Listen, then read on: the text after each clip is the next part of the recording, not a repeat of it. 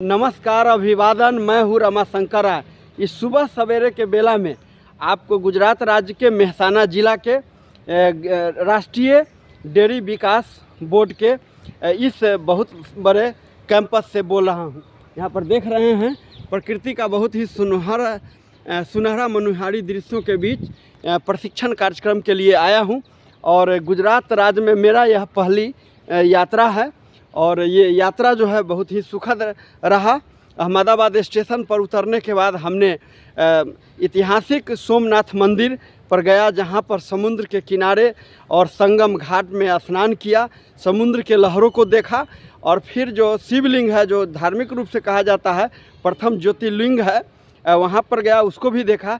लेकिन पुरातत्व और ऐतिहासिक दृष्टिकोणों से अभी कुछ दिन पहले ही 2023 में ही 4-5 महीना पहले आपको बता दूं को जब वो उत्खनन हो रहा था तो सोमनाथ मंदिर के नीचे बुद्ध का 2 मंजिल नीचे बुद्ध का जो मंदिर का होता है अवशेष, उसका प्रारूप वहाँ मिला है। लेकिन उसको पुरातत्ववेताओं ने उसको छोड़ दिया और अधिकतम नेशनल मीडिया ने उसको नहीं छापा। इसका भी एक गहरी राजनीति और साजिश है कि बुद्ध के विचार को, बुद्ध से संबंधित चीज़ों को बाहर उजागर नहीं करना है। लेकिन किसी पत्रकार ने खैर किसी अखबार में छाप दिया, हम लोगों को जानकारी मिला। तो पूरा भारत बौद्धमय है और बुद्ध कण-कण में है। इसके बुद्ध का जो त्रिपिटक 3 विचार है, त्रिपिटक, वही शिव के लिंग पर वो 3 धारा जो लगा होता है वो असल में बुद्ध का त्रिपिटक है। और जिसको सनातन धर्म कहते हैं, असल सनातन शब्द का ही उत्पत्ति बुद्ध के विचारों में है। बुद्ध के रिलीजियस में धम्म माने धारण करने वाला, अच्छा सद्बुद्धि, समतामूलक बंधुत्व भाईचारा वाला विचार को धम्म कहा जाता है, कहे जाते थे। और वही धम्म जो है धर्म में बदल गया। धर्म माने अच्छा काम करने वाले, बुद्ध ने जो उपदेश दिया अच्छा काम करने का, उसका था। तो खैर मैं लौटता हूँ अपने बातों पर। हम सोमनाथ समुद्री मंदिर के लौटने के दरमियान भी यहाँ पर खेती किसानी देखा व्यवस्थित तरीके से। नारियल का पौधा है, कपास का है, गेहूँ भी हमने देखा, कम मात्रा में थे, असल में ज़्यादातर कपास का खेती देखा।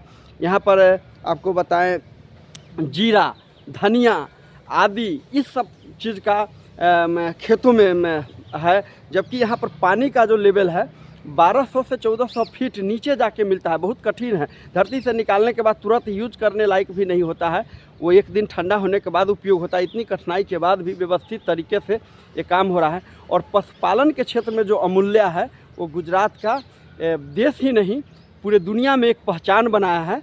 वो किसानों के द्वारा, खास करके पटेल किसानों के द्वारा, पाटीदार जो बिहार में कुर्मी जिनको बोलते हैं, सभी वर्ग के लोग उसमें हैं। SC ST से भी है, मुस्लिम से भी है, अहिर समाज के भी है, सब लोग हैं।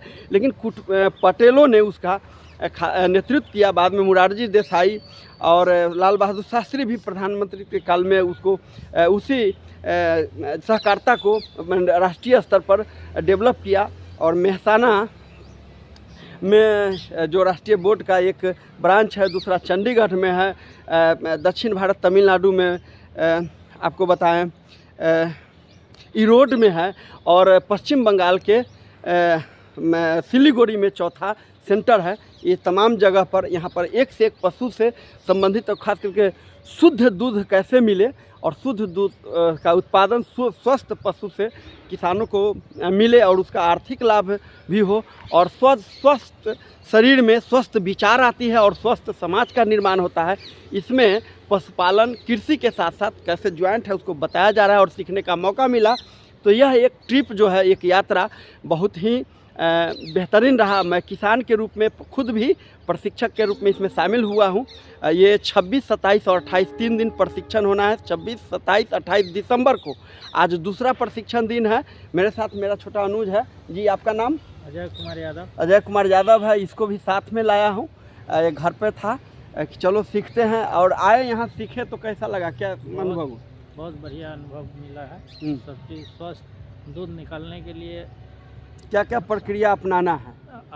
प्रक्रिया अपनाना है। उसके बाद कैसे गाय को दूहना है, किस हिसाब से खिलाना है, कैसे रखना है मवेशी को, ये सब चीज़ सिखाया गया है यहाँ।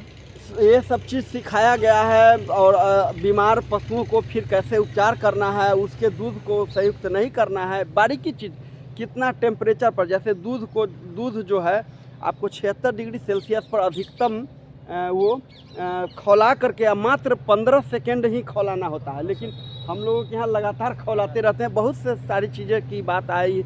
और डस्ट जो बनता है बैक्टीरिया रहित बनाने के लिए उसको 140 डिग्री सेल्सियस पर ले जाया जाता है। ठीक 2 सेकंड के बाद फिर -4 डिग्री पर ले जाया जाता है दूध को, तब जाकर के उसका डस्ट बनता है गाय या भैंस के दूध का। कई चीज़ें यहाँ पर बतलाई गई है और चारे के भी महत्व को समझाया गया है। इस कैंपस में बताता हूँ, राष्ट्रीय पक्षी मोर हमें लगता है दर्जनों के संख्या में है, जिसको देखने का यहाँ मौका मिला और पास से भी फ़ोटो अब लिया हूँ। और चलते देखते हैं मोर कहीं मिलेगा तो उसका फ़ोटो शूट करते हैं। और ये इस कैंपस के आज सुबह सवेरे भ्रमण पर हूँ। एक दिन पहले तो घुमा ही हूँ और आज दूसरा दिन है। आज हम लोग का दूसरी रात होगी और फिर कल एक रात रुकने के बाद परसों के लिए तैयारी, बिहार के लिए यात्रा हो जाएगा।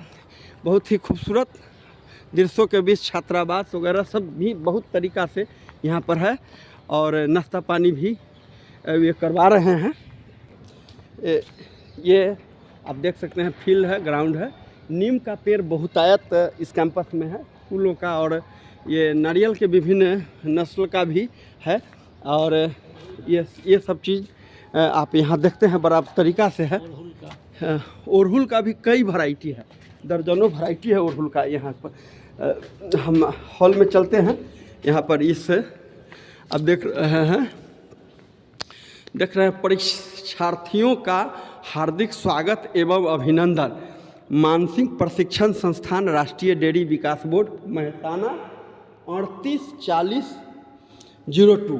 ये है national dairy development board, the next revolution, अगला आंदोलन है।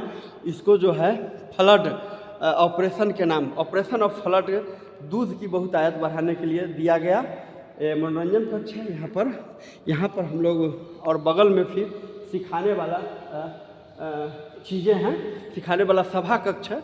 और इस प्रकार से हम लोग इसका आनंद ले रहे हैं और बहुत ही बेहतरीन यहाँ अनुभव रहा। और इसमें अध्ययन करने के लिए भी है तमाम चीज़ें यहाँ पर है। मैं रमाशंकर राय आपके समक्ष जय विज्ञान जय संविधान, मेहसाना हरियाणा भारत से